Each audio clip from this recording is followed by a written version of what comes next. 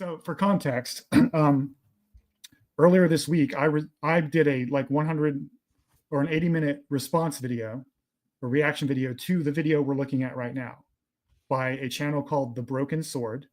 And the video is called Why You Should Respect Canon. And my response video was, nah, Canon's bullshit. Miss me with that, bro. Yeah, it's authoritarian bullshit that's trying to force all future generations to conform to the arbitrary preferences of a long dead generation. You can go watch my video for full context. But Morgan spotted a bit in this video by The Broken Sword that is not about the Lord of the Rings. It's about Star Wars. So I just clipped this. This is not the entire video. I made a clip for the 1-minute portion that Morgan wanted to respond to. All right. Mm-hmm. We are smart. Just over the past decade, we've seen a repeated pattern of franchises being mishandled by creatives who either misunderstand or actively disrespect the source material. There is potentially an argument that the standard of writers in Hollywood is nowhere near what it was 20 years ago or so, but that's an argument for another day. I mean, let's look at a few very quickly. An obvious one is Star Wars. The Disney sequel trilogy completely undermined what came before. Luke Skywalker's character, it turned him into a bitter hermit who abandoned the Jedi Order, something that was never even considerable before. The films just discarded established world building of the expanded universe, replacing it with vague, shallow storytelling. Instead of a meaningful continuation of Return of the Jedi, the sequels felt like a reboot disguised as a sequel, tearing down the old characters to prop up new ones. We are smart. So we got hates the source material, turned Luke into a bitter hermit who abandoned the Jedi Order. There's no precedent for this in the lore. They hate the expanded universe, which was obviously canon. And the sequels feel like a reboot disguised as an attempt to tear down the original, the old lore and the old characters. So it's the old. Okay, so yeah, let's start at the top. All right. J.J. Abrams, like I would like anyone who thinks J.J. Abrams hates Star Wars, and I hate J.J. Abrams. I call him the jellyfish because I believe he has no spine and no brain. I don't hate him. I think he's a mediocre director who can't do a sequel to save his soul. But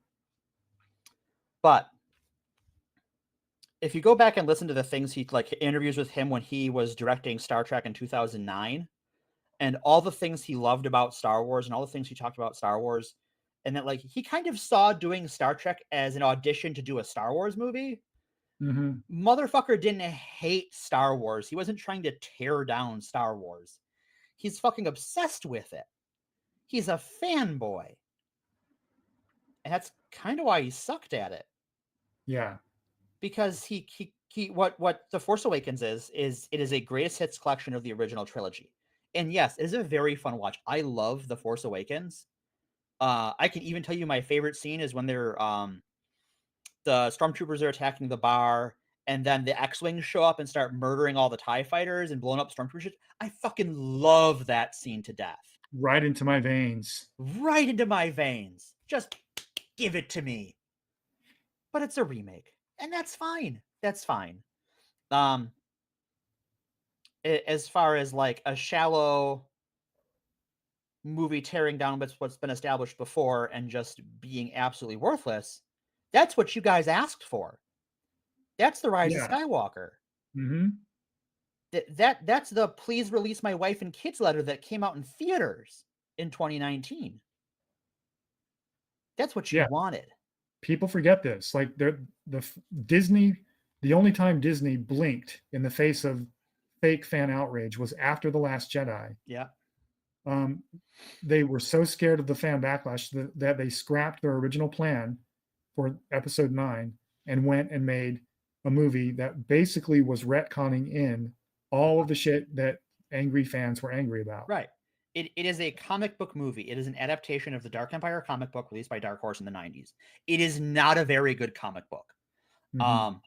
It is one of those, like, when the EU was canceled. I love the EU. I was literally re-listening to one of the EU books last night when I was going to bed. I have a bunch of them on my phone. I love them to death.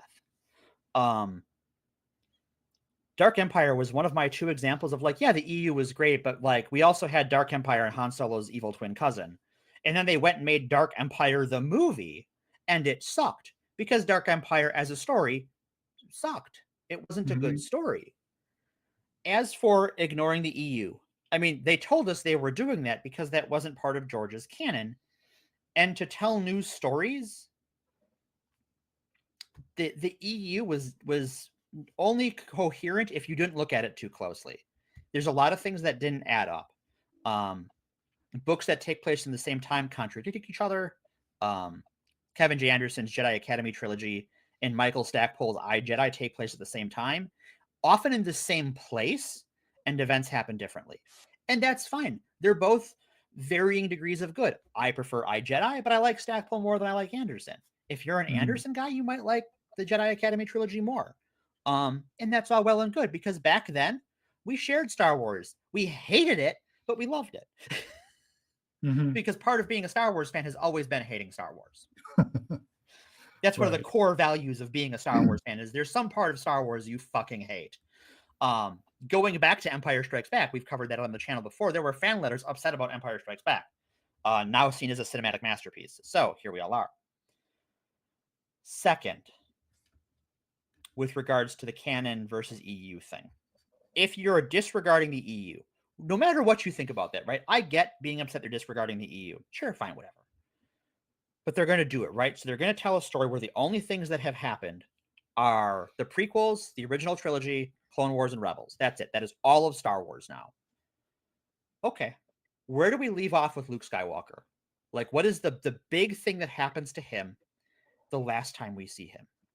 We see him maul his father with a lightsaber until he has a moment of realization that he is going to fall to the dark side, that he is moments away from doing it, and he catches himself in the last possible moment.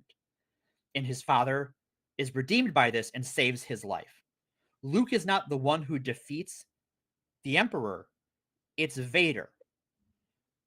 Luke helped redeem Vader so Vader could defeat the Emperor.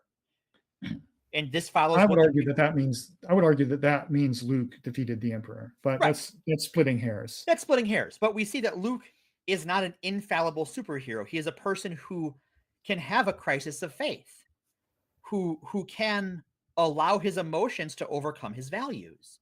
That is fundamental to his character, and his greatest triumph is that he can overcome those moments, but he still has them. When we see him in The Last Jedi, and throughout the course of that story, through the Rashomon sequences where we see his and Kylo's version of their falling out, Luke had another one of those moments, only it didn't go his way that time. I'm glad you made the Rashomon comparison, because I think it's worth reminding people who are still stuck on The Last Jedi that there were 3 versions of that flashback. There was Kylo Ren's point of view, there was Luke's point of view, and then there was the truth. Right. And those are 3 different versions of that story. For those who don't know, Rashomon is a Japanese movie about a murder wherein 3 different people have 3 different versions of what happened, and then there is the truth. Right. And they are 3 almost unrelated stories.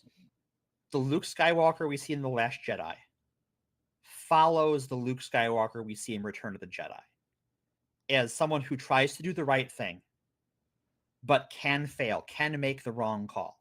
And throughout the original trilogy, we see him make the wrong call all the time. We see him also make the right call, and we see him do both of those things in The Last Jedi.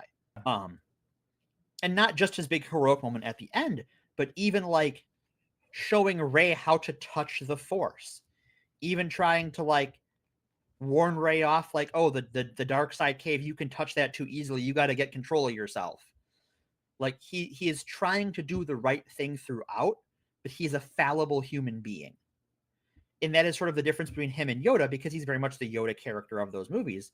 Yoda is kind of infallible in Empire Strikes Back.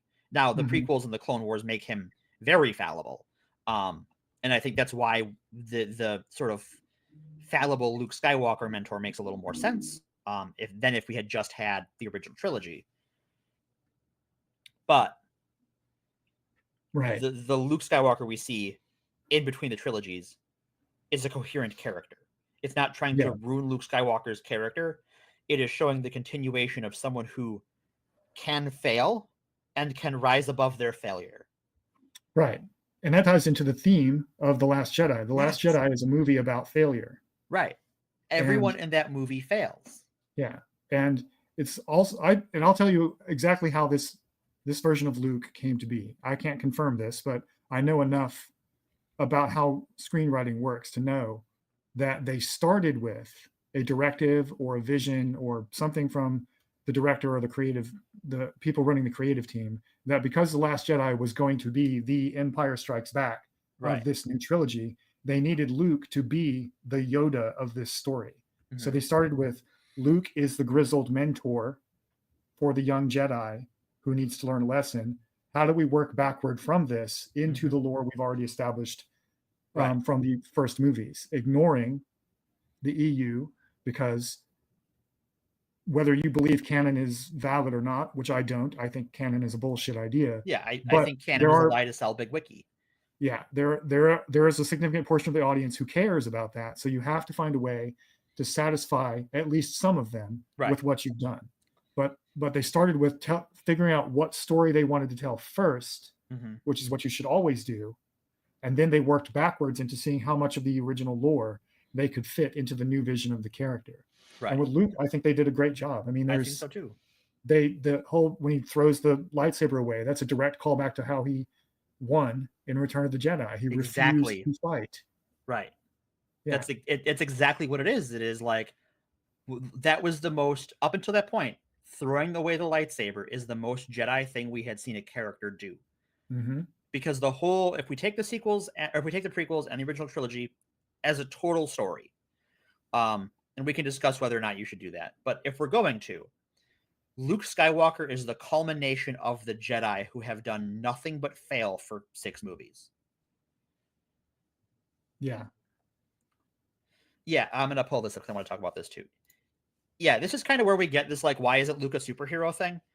Because in a lot of the expanded universe, especially as we moved out of the Bantam era into the Del Rey era with New Jedi Order, Luke became a superhero.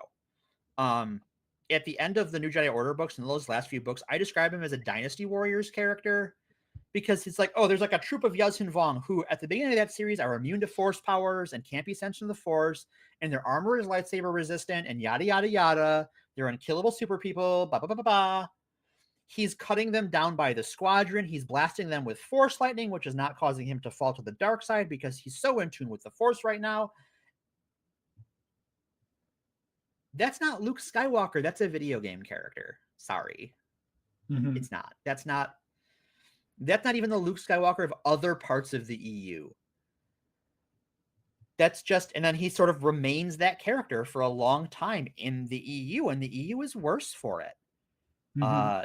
Not a lot of people talk about the stories after New Jedi Order. No one talks about the Swarm War trilogy with any fondness, because it wasn't very good. Because the original trilogy characters could not die, and they became sort of textureless superheroes. And the sequel trilogy, to its credit, didn't go that way. Because we had seen that version of these characters before, and we knew where it ended up, and that was diminishing sales. Right. And I would just say, if you cannot look at the version of Luke we get in The Last Jedi and see how that version of the character grew out of what we were left with at Return of the Jedi, then you just weren't paying attention to either movie. Right. Because it's perfect. That's why they gave you him throwing the lightsaber away, was to call back, to remind you that he basically won by refusing to fight. And what's he been doing for the last 30 years? Refusing to get involved. Yeah. Is that he was ashamed of what he almost did. Mm-hmm. And he's like, well, the last thing that won me this war was refusing to fight. I'm going to refuse to fight again. It's not just that he was ashamed of what he did. It's just it's also that was within the context of the Star Wars universe. Right. That was the morally correct choice. Yeah.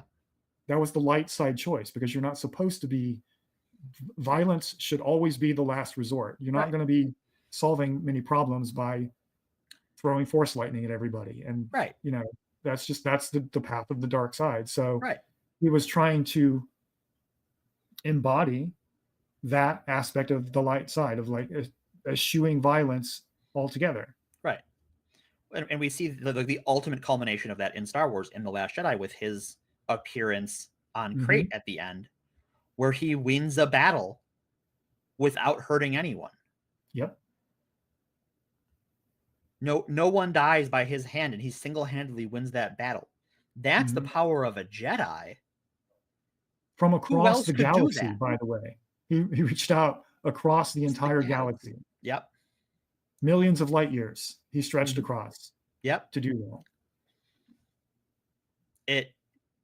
And that, like, it's one of those things that, like, when I came out of the movie and saw people were upset about it, I'm like, no, that was fucking awesome. That's the most Jedi thing I've ever seen.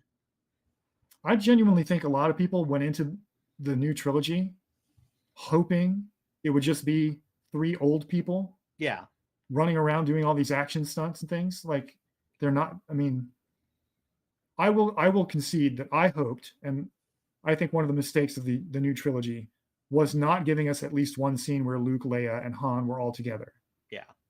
That, I think that's all people really wanted at the end of the day. I think so. It was like a passing of the torch moment or something. And they should have done that. I agree. But they didn't. They didn't. And we're stuck with that. I would even think, like, and because, like, the closest we get is, like, you have the Rebels minus Rey there when Leia meets Luke and shows up with the dice and gives as the Force apparition. And so you almost have that moment.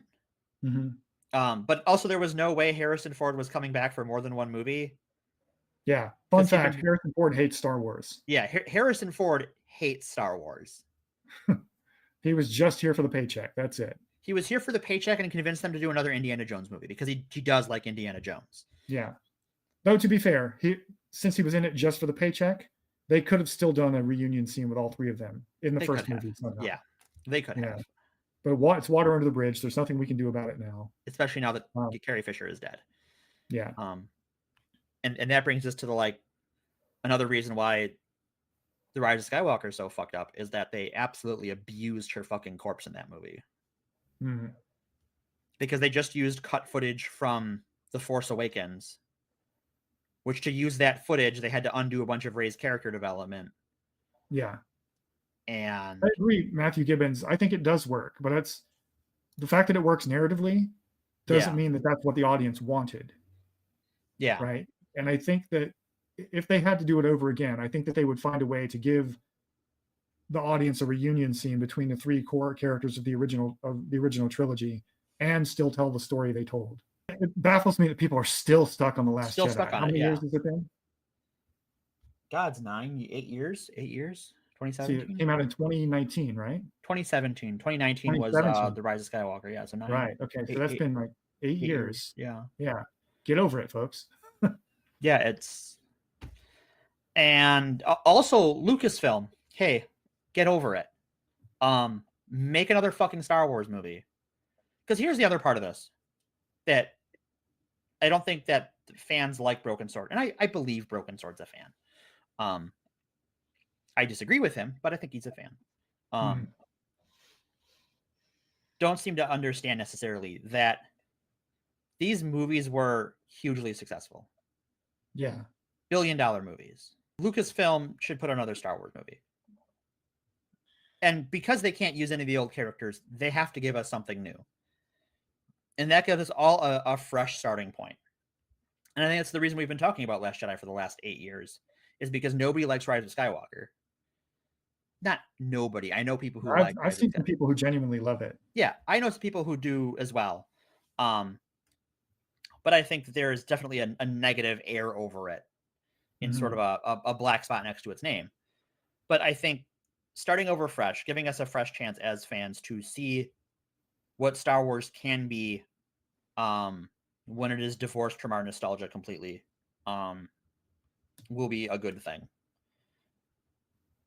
Yeah, they're planning a Rey movie. They're planning a Dawn of the Jedi movie, but they've planned a bunch of movies. I will believe we are getting a Star Wars movie when I buy a ticket and sit down to see Star Wars, and not a moment sooner. Not if a trailer comes out, I'd be like, maybe we'll see that movie one day. That could come out, but not until that. Like, I am like, I've got my old-fashioned in my hand and I'm going into the theater to see it, will I believe that I'm watching a Star Wars movie? Yeah. And it's time to move beyond the Skywalker Yes. bit anyway, because Star Wars is much, much bigger. Personally, I wish they would stop going back to the well of the time between Return of the Jedi and The Force Awakens, Yeah. or before that. Like, because I want to see what happens after this. Like, what systems of government arise after the fall of the Empire? Maybe there's like a corporate conglomerate in one part of the galaxy, and like a communist state in another, and an anarchist confederation in another. There's so much more interesting things you could do, and all of them have their different interpretations of the Force and stuff. You open it up to so much more narrative potential by getting away from the whole idea that every movie has to rhyme with the original trilogy. Right. Well, it can rhyme without playing the same song. Yeah. It is, you can hit those same beats, but change the notes. Yeah. Because like you could tell a story where there is no Empire. Don't even bother. Or one like the Star Wars Visions, the animated series from a bunch of Japanese creators that came out several years ago. The Ronin short actually had a novel that expands that universe. And there is no Republic, there is the Empire, and it is ruled by the Jedi, who are the samurai class. And the Sith were a failed rebellion to overthrow the Jedi Masters.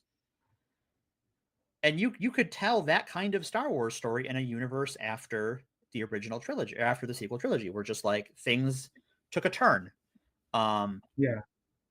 Or the thing RXND is pointing to in the chat, which I've also noticed, the scenes the scenes scattered through the Mando series and in Solo and maybe a couple of other places, that like Mando season 3, I want to say, where they have the bar.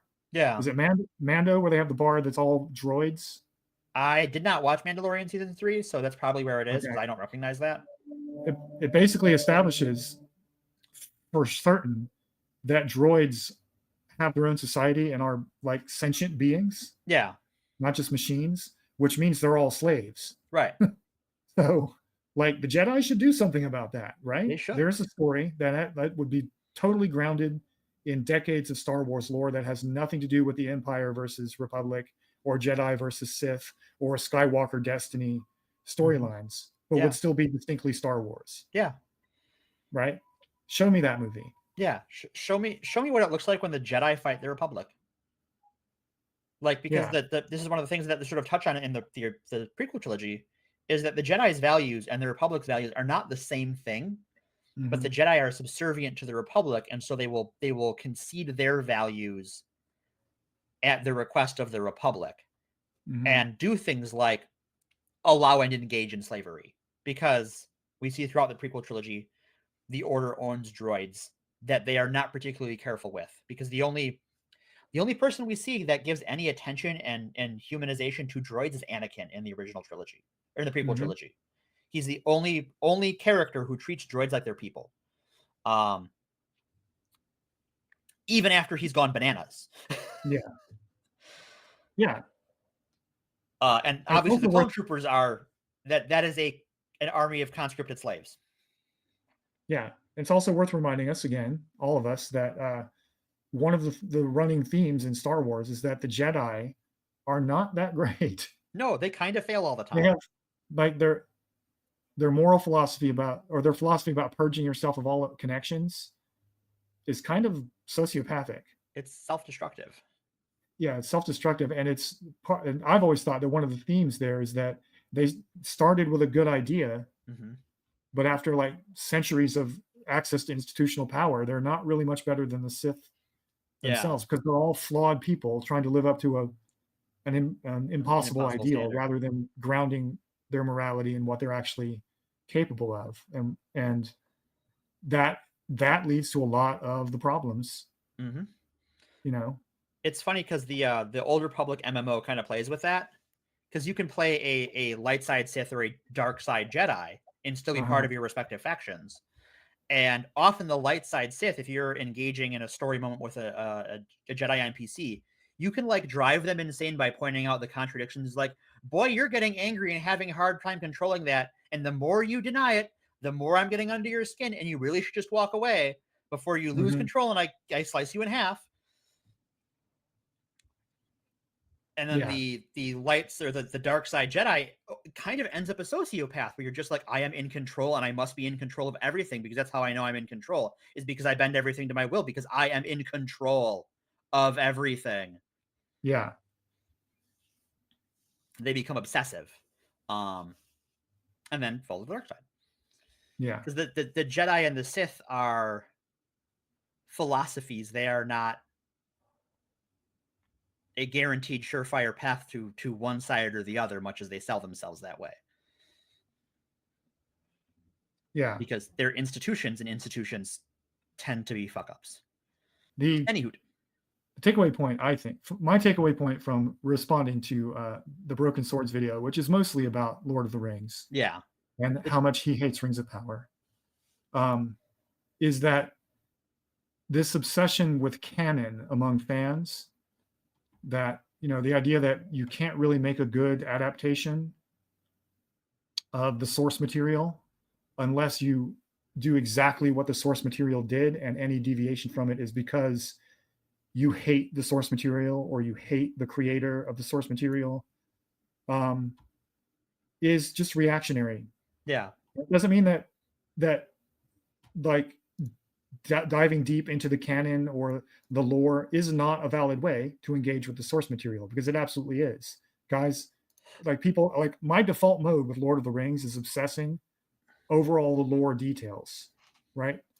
But I recognize that, as Tolkien himself said, everything is part of the same cauldron of story, and ultimately all stories end up getting recycled into that cauldron so that other minds and hands, as he put it, so future generations will retell these stories or take elements from the original source material and build a new story that is relevant to them and their times. And that is the way storytelling has always worked. Like the idea that the changes we see to Luke Skywalker in the sequel trilogy, or the things we see being done in Rings of Power, was done because the creators of those properties think they can do better than the originator, and they think they're smarter and they want to teach us all a lesson. That's a toxic narrative. They're doing it because there are legal constraints for adaptation, and corporate mandates to make it as profitable as possible. That's it. Yeah. That's all that's happening. They're not trying to craft a new morality or undermine the philosophy of the original creator, or working out of disrespect or trashing the lore because they hate it. Right. They're just trying to tell a new story with properties they love in a way that will make their corporate masters happy. Right. And their corporate masters only care about money, not wokeness, not DEI. They don't care about it. As we've seen, they're willing to toss DEI out the window the instant it becomes a threat to their profits. So, and the other thing is that, sort of an aside on the whole, like, telling new stories and canonicity, canon changes. Canon changes it literally book to book in terms of Lord of the Rings, right? They add new things. Hobbit has different things than Lord of the Rings. It changes things, or vice versa. Same thing with Star Wars, right? Luke and Leia being siblings is not canon to just A New Hope. Yeah. That is a change they made, and that Lucas made in Empire Strikes Back. Back, really. Yeah. And possibly into the making of Empire Strikes Back. And it's one we all kind of agree is a good change, but that is changing canon, and that's fine. Canon is not consistent, and that's okay. We're not an cult. I want to highlight a comment Neon Zephyr made. Sure. In an ideal world. Oh, in an ideal world. Yeah, in an ideal world, we would get lore accurate adaptations all the time. No, hard disagree. I actually disagree. Hard disagree. The demand that everything be lore accurate all the time is the problem. Right. So that is the authoritarian constraint on creativity and art that we should be moving beyond, because it is not the way storytelling has ever worked. No. Canon is a modern capitalist idea by and large. Well, it's a religious idea that capitalism has exploited, but Yeah, well, it's that capitalism has transposed into creative storytelling, into like fandom and stuff. Right. It was done to commodify stories Yeah. and create IP and create control over particular universes. What we should, in an ideal world, we would be doing something similar to what we've always done, which is retelling old stories and retconning the hell out of everything Yeah. to make it more relevant to our current concerns. Mm-hmm. And future generations will continue doing the same thing. You know, I said in my video, I'm sure there were Greek myth lore nerds in ancient Rome who hated Virgil's The Aeneid Right. because it trashed the reputation of the hero Odysseus Right. and retconned the lore of the Trojan War. Mm-hmm. And I'm sure in Shakespeare's day there were Norse history nerds who hated the fact that Shakespeare completely trashed the lore of Hamlet, right? Right. That's just the way storytelling has always worked. And that's the way it should always work. I want to talk to this one quick. Yeah. The MCU is made up of stories that are not remotely comics accurate. And that is to its benefit. Because for every really, really good story in a franchise, whether it's Marvel or Star Wars or Star Trek, there are dozens of absolutely mediocre to terrible stories. So fuck them. Tell your own story. We all like the reason these characters matter is that we recognize them. Yeah. And that we empathize with their past stories. The new stories have to change the lore of what came before. Because otherwise, how do you tell a new story? Yeah. What does a lore accurate Empire Strikes Back look like if it has to be 100% accurate to A New Hope? And I'm genuinely asking that question. I don't know what that movie looks like. Because like Darth Vader's role in the Empire isn't established until Empire Strikes Back. Because in A New Hope, he's kind of subservient to Tarkin. Yeah. The relationship between Leia and Luke is established in Empire. That Han Solo has a bounty on his head is established in Empire. Yeah. Empire did a lot of heavy lifting in terms of establishing the so-called lore of Star Wars. Yeah. I think a lot of people don't realize that there was no plan. There was never a plan. Yeah. There was an outline. There was notions of a plan, but there was no plan. Yeah. In fact, I think Splinter of the Mind's Eye, the novel, is based on what the original plan for a Star Wars sequel was. Mm-hmm. Notably, not canon in either the canon universe or the EU. Yeah. Because it contradicts both of them a whole bunch. I believe that is where we got the term Kyber crystal from. But the Kyber crystal in that is a singular artifact and not the type of crystal in lightsabers. Yeah. So like fuck your canon. That's the takeaway. Fuck your canon. Fuck your canon. Canon is a lie by Big Wiki to sell more ads. Yeah. I do agree in the art of adaptation that you should like lore accuracy should be on the list of things to consider when telling your story, but it should be near the bottom of the list. Yeah. What comes first is plot, character, like story or narrative structure, theme. All of that comes first. And if there's a contradiction between those things and the lore, you change the lore, not the other things. Yeah. Lore is just a tool to facilitate all of those other aspects of storytelling. Right. A great example within the EU, because I know these people like to pretend like they know what the EU is all about. The members of Rogue Squadron changes appearance to appearance. Mm-hmm. And that's never explained in detail why like the pilots are now different. Now sometimes we see a character die on screen, sometimes we don't. But the roster is different almost every time we see them, outside of like some books that follow directly one after the other. It doesn't matter. Those are just the characters in Rogue Squadron this time. Yeah. What matters is those are the characters of this story, and they belong to Rogue Squadron. Who belonged to Rogue Squadron in a prior book probably doesn't matter as much. And the one after that, doesn't matter either. Like, you're probably going to have some recurring characters like your Wedge Antilles and stuff because he's kind of the main character. Well, not really. It's interesting that we think of Wedge Antilles as the main character of Rogue Squadron when it's really Corran Horn is the point of view character. Wedge Antilles is just the leader. Yeah. Yeah. From the people who brought you the 5 deaths of Shakti now bring you the 8 deaths of Spider-Man. Because yeah, Shakti dies differently in different cuts of Revenge of the Sith. She dies in a video game and a book and a comic book, I think. Just in the EU, and then dies differently in the canon. And that affects the quality of the EU 0%. And I enjoy, I think, a full third of those deaths. Because in The Force Awakens, you feed her to a Sarlacc pit because you're a bad guy in The Force Awakens. It's a good time. If you have not played The Force Awakens, it is a PlayStation 2 that is like the Jedi Survivor games that EA put out in the last couple of years, only if they were on like cocaine. A lot of cocaine, like a John Belushi amount of cocaine. That is The Force Awakens. It's amazing. Yeah. Oh, she dies in Lego Star Wars? Well, that is the definitive death. That's right the there. definitive version. With the true canon of Star We found Wars. the canon. Yeah, Lego Star Wars is the only canon that matters now, guys. We're sticking to it. That's our story. Yeah.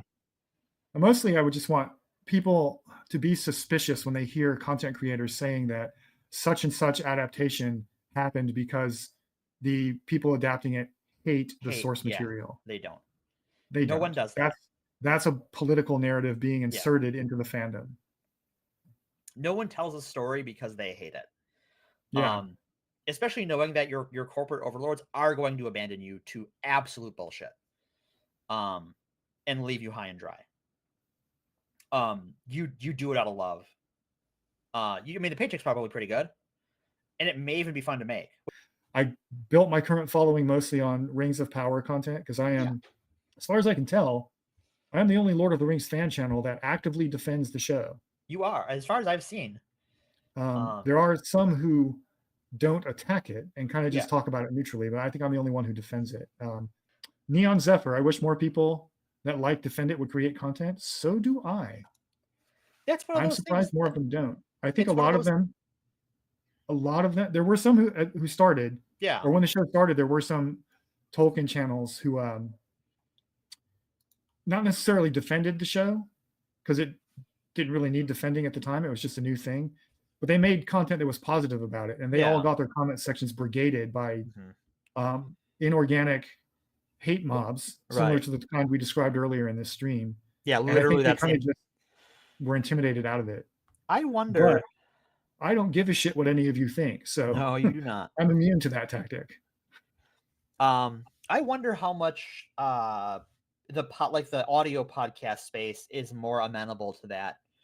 Just because it seems like YouTube is full of hate content and podcasting is normally full of more fan content. There's some Tolkien podcasts who are nuanced about the show. Like I've pointed out before in conversations in my own comment section that if you want to see some valid criticisms of the Rings of Power as a project that are not based on the false premise that Amazon hates the lore or that J.D. Payne and Patrick McKay think they're smarter than Tolkien, go check out podcasts and the scholarly community. Mm-hmm. The scholarly community is very good source. A lot of those folks, even the ones who do not like the show, have acknowledged that you can tell the creators of this show love Tolkien, that this is their love letter to Tolkien, and they do know the lore very deeply. See, even the critics of the show concede that, and then they move on to what they don't like about it. Sure. I will say personally, I am smarter than Tolkien because he is dead, and corpses don't have neurons firing. Yeah. But when he was alive, he was probably smarter than me. But right now, I am smarter than him. And Tolkien was not a flawless writer by any means. No, the guy, he was just a guy. He's just a dude. He wasn't very good at dialogue, really, and doesn't write women very well. Doesn't really write women at all. Doesn't write women at all. Writes men. I mean, it depends on the guy, really. Man was a linguist nerd and a world building nerd. If that guy grew up like post D&D, there would be no Lord of the Rings. he would have just been a GM, a really, really good GM. Yeah. Yeah. I mean, Tolkien's greatest legacy, in my opinion, Is D&D. is creating a safe space in a safe, or making it respectable in the literary space to do second world building that's that expansive and detailed. Because before he came along, fantasy was very, very vague about its setting. Like the Conan stories were vaguely in the ancient world of Earth, right? But it was never spelled out. And Tolkien created what we think of as fantasy today. Yeah. You know, and I think that much more than Lord of the Rings is his actual legacy. Because that was sort of, in his time, that was the domain of like Asimov. Yeah. That wasn't a fantasy thing. That was a sci-fi thing to build out a world. And also Asimov, terrible with dialogue, terrible with women. Right. Asimov's work was mostly about ideas. And Tolkien's work was science fiction in the sense that he took the world building of science fiction and built it around the science he was specialized in, which is linguistics. Right. Which is a science. It's a science, absolutely. And he basically demonstrated how language shapes the world. That was one of the big things he was doing there, and creating a world based on how he knew languages evolve and languages spread, and working from that premise rather than starting with the big evil empires and monsters and stuff that was in fantasy fiction before that really was a sea change in fantasy literature. And people arguably have done it better than him since then, like in terms of world building, or at least have equaled him. But they wouldn't be able to do that at all and be successful at it financially had Tolkien not done it first. He's foundational. He absolutely is.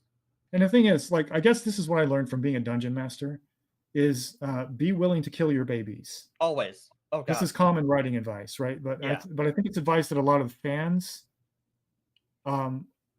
particular types of fans, should take more to heart. You know, I'm not saying that lore nerdery is wrong, because I do it. It's my default state. But I shouldn't insist that other people have to treat my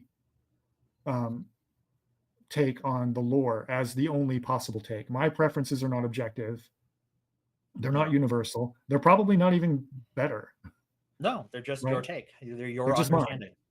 Mine. And I think so much of what people feel connected, so much of the reason people feel so connected to, quote, lore or canon, is because their take is theirs. Yeah.